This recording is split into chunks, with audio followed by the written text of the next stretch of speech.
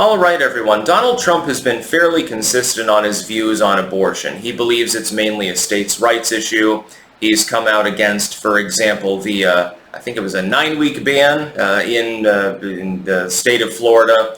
There's now a 6-week ban in several states. There's an outright ban in several others. Donald Trump has come out against this. He's a moderate on the issue. In fact, he conforms to the basic premise that most people in the United States agree with, which is about 12 to 14 weeks, something around there.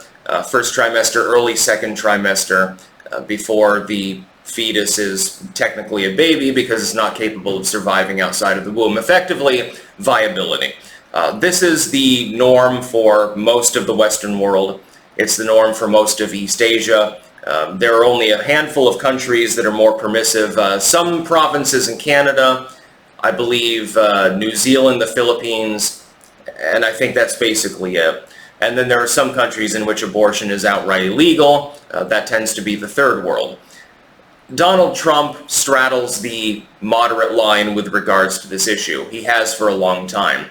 Even the liberal commentators out there are castigating Kamala and Tim Walz on this issue because they keep saying that Trump is in favor of a national abortion ban. He has been remarkably consistent for more than several decades on opposing such a thing. Melania then came out the other day, link in the description, archived of course, and defended Trump and said, when I was first with him, I made my views on abortion plainly clear, and he agreed with them, which is that abortion needs to have limitations, but it should be safe and legal. This is my view too. Abortion is an unfortunate facet of the fact that humans have a sexual drive. That is, that humans will fuck one another. They will have sex with one another. Sometimes you'll have incest. Sometimes you'll have rape. And sometimes you'll have some 12-year-old with an unplanned pregnancy, simply because they made a dumb mistake. I do not believe that the government has the right to sentence them to death, effectively, in some cases. If the woman's life is in danger, I think that abortion should always be legal. If it's at an early stage, I believe it should be legal. And I run up against some members of my own audience on this. They say, well, abortion is always murder. Well, again, I don't want the state to be able to consign a woman to death because she got pregnant. Because sometimes it's unintentional. The rubber broke. She got raped. I realize that these are not necessarily the norm. Normally, it's the result of, consensual human interactions. I don't believe that the state should have the right to consign a person to death because of a mistake. I don't believe in that. I think that that's ghoulish, actually. And Donald Trump appears to agree with this. This is a moderate line. Kamala Harris, on the meanwhile, believes that abortion should be legal even ex post facto. So you've delivered the baby, it was a botched abortion, but the baby was delivered anyway. Just let it die on the slab. I don't believe that the average American agrees with that basic premise. I don't believe that that's acceptable to the average person. It's certainly not acceptable to me. If the baby is viable, all measures should be taken to make sure that the baby survives. Whether there was a botched abortion, it was delivered via cesarean section, something like that. Once you get to the period of viability, it should be delivered through some means. And then an attempt should be made to make sure that it survives. If it's before the period of viability, I believe that abortion should be safe and legal. Generally, the cutoff for that is about 14 weeks or thereabouts. 12 weeks, 14 weeks, somewhere around there. That's the norm throughout most of the Western world. Sometimes it's 16, sometimes it's a little bit less. There's a little bit of wiggle room. It sort of depends on the medical capabilities of the country, too. The kind of maternal care that you're going to get in Rwanda, for example, is not necessarily the same that you're going to get in Germany or in Canada or someplace like that. So there is some wiggle room involved with that. Melania Trump is defending, she's standing by her man. She's saying, look, Donald knew my views on abortion. I believe that it should be legal, with restrictions, of course, which is what I agree with, actually. And he knew that when he married me, and everything's fine. Why are you harassing me about this issue? I think that they were trying to go after Melania because she's female. And so the idea is, well, Donald, he can't get pregnant because he's a dude. Believe it or not, men cannot get pregnant. I know that you've heard a lot of scuttlebutt about the fact that men can get pregnant. That's actually mythology. Melania, though, can get pregnant. She had a child, Barron Trump, who's like freakishly tall and looks like he's going to try out for the NBA or something like that. It'd be hilarious. Can you imagine Donald Trump's youngest son ends up being a basketball star or something like that? He could probably make it work. I think he's like, what is he, fucking 6'7", 6'8", or something like that? Dude's fucking gigantic. Boy, oh boy, when he walks into the boardroom, people are definitely going to take notice. By the way, 1900, last president, great work. But Donald Trump has been consistent on this. Melania's opinion matters insofar as it matches over with Donald Trump's opinion. Donald Trump is the one running for office. He has stated unequivocally over and over and over again, despite pleas to the contrary by the Kamala Harris campaign, he is not in favor of a federal abortion ban. He believes it's a states' rights issue. He came out against Florida's law, which cuts it off at, I think, 6 weeks or something like that. He said it was too draconian. He appears to be like a 12-weeker. He appears to be the kind of person who says, if it's in the first trimester, go ahead and get an abortion. Should be legal, should be safe, shouldn't be federally funded, but also shouldn't be federally suspended.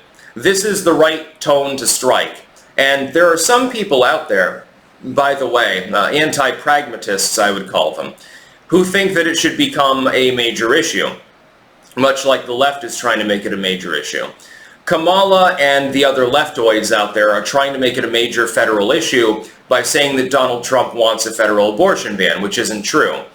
Other people, more prosaic people, are saying this is a states' rights issue, let them counterbalance things and all will be well. But then there's this other dipole of individuals opposed to the left that thinks that abortion should be universally illegal at all stages. That is not a pragmatic way to win an election, and they don't seem to fully realize this. They are so idealistic on this particular singular issue that they would rather lose an election with grace, like a standard Republican, than actually fight for something and get something out of it. And I've seen this over and over and over, especially from people that are on the right wing of politics. You see this less on the left wing. On the left wing, it's more strategic. It's more calculated. On the right wing, it's more like, I have this principle, I'm standing by it no matter what, even if 99% of the population disagrees with me. And I hate to tell you this, but a significant majority, a supermajority of the population, disagrees with the concept of abortion being illegal. So if you believe that, that's fine, that's your opinion, that's great, you have your opinion, you're allowed to have it. But that doesn't mean that it's a winning issue in elections. And in order to enforce any opinion at all, you have to get elected first. I would point that out to people. And they don't seem to fully understand it. The left doesn't understand this either at this point. The left is like, well, we want to ban all guns. That's not a winning issue. That's not going to work. We want to censor more speech. That's not going to work either, to tell the truth. Donald Trump has been consistent on abortion since at least the 2000s, if not even further back. I don't have any footage of him from the 1990s talking about the issue, although I suspect that it exists, but certainly from the 2000s onward. So for more than 20 years, he's been consistent in saying what the Republicans all said to begin with, which was it was a states' rights issue. And as soon as Roe v. Wade ended, some Republicans, like Lindsey Graham, etc., decided, well, no, it's no longer a states' rights issue, now it's a federal issue. That is a terrible idea. You're not going to get elected at all. But they don't seem to understand this. Donald Trump does, though. He's a strategic mind. And Melania is standing by her man and saying, look, I married Donald Trump long ago. I made it clear what my position on abortion was. I think that it should be safe and legal up to a certain point, and thereafter, then, of course, it's cut off because, after it's viable, you should deliver the baby, get a C-section or something like that. You want to give it up for adoption? That's fine. It takes its chances on, in the NICU, etc., etc. And Melania has come out and defended her man. And she gets big kudos for me for doing so, by the way. She has been, above all first ladies, that have ever existed. I think the most harassed. It's like with that phone call that she had with a so-called friend when she was First Lady, talking about Christmas decorations, right? And she's saying, like, you know, fuck Christmas, you know, I fucking hate this shit. And the legacy media took it out of context as though, like, Melania hates Christmas, she's got no Christmas spirit. No, what she was complaining about was you, the legacy media, for harassing her, because she makes a really, really lavish Christmas decor, like really, really over the top. And you say, well, it's too gaudy, it's too traditionalistic. It's evidence that the Trump administration is a relic of a past era. So she says, okay, well, fuck. So then she does a much more spare Christmas decor. And then you're like, well, she didn't put in much effort. It looks Soviet. She can't win. There's no way for her to possibly appease these people. There's no way for her to make... She can't even make a goddamn Christmas decoration for the White House without them complaining. Much more on abortion. On abortion, she can come out and say, look, I think it should be legal, but there's got to be a cutoff. This is a moderate opinion. This is not out there. This is not extreme. Oh my God, Melania and Donald Trump want to ban abortion federally. She just can't win with these people. I'm not surprised that she's pissed off at the legacy media. I mean, I'm pissed off at the legacy media on a daily basis myself. I can only imagine when you're, under the thumb of the legacy media and they're constantly talking about you, I can only imagine how bad it gets. That's about all. Peace out.